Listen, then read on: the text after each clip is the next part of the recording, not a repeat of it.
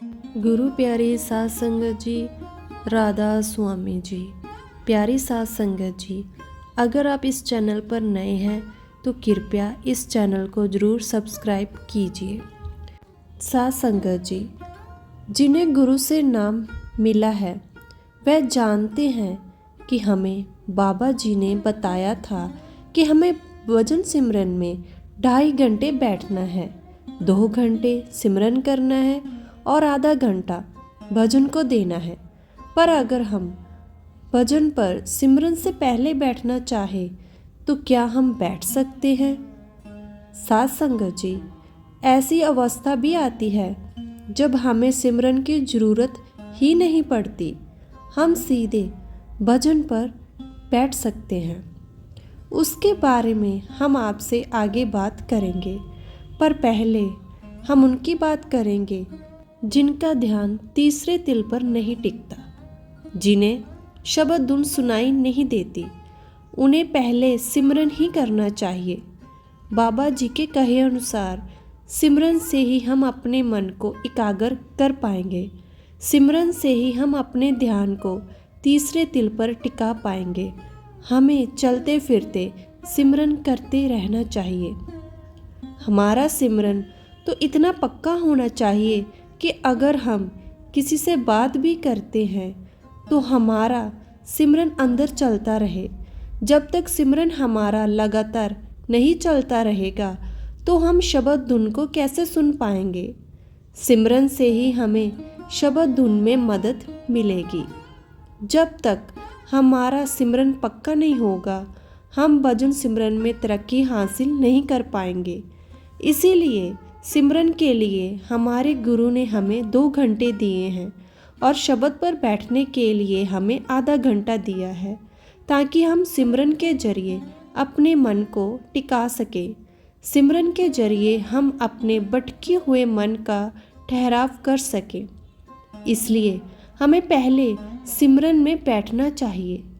लेकिन अगर कोई सत्संगी एकाग्रता को प्राप्त कर चुका है, एकाग्रता प्राप्त कर ली है, उसने अपनी चेतना को वह तीसरे तिल में इकट्ठा कर लेता है, बिना किसी प्रयास के आँखों के पीछे आकर शब्द धुन सुन लेता है, तो वह सत्संगी सिमरन को कम टाइम दे सकता है और भजन के टाइम को बढ़ा सकता है। जब सत्संगी को शब्द ऊपर की ओर खींचने लगे, शब्द जोर मारने लगे, तो तब उस सत्संगी को सिमरन को छोड़ देना चाहिए और शब्द धुन को सुनना चाहिए। ऐसा कोई पक्का नियम नहीं है कि सिमरन करते समय हमें शब्द की ओर ध्यान नहीं देना है। अगर सिमरन के वक्त शब्द धुन सुनाई देने लगे तो हमें सिमरन को छोड़ देना चाहिए और अपने आप को शब्द धुन के हवाले कर देना चाहिए। चाहे आप सिमरन में अभी अभी बैठे हो, हमें शब्द धुन का प्रतिरोध नहीं करना है। अगर शब्द अपनी ओर खींचे तो हमें अपने आप को शब्द के हवाले कर देना है। हम चाहते भी तो यही हैं कि शब्द धुन से जुड़ जाएं, अपने आप को उसके हवाले कर दें। तो फिर रोकना क्यों?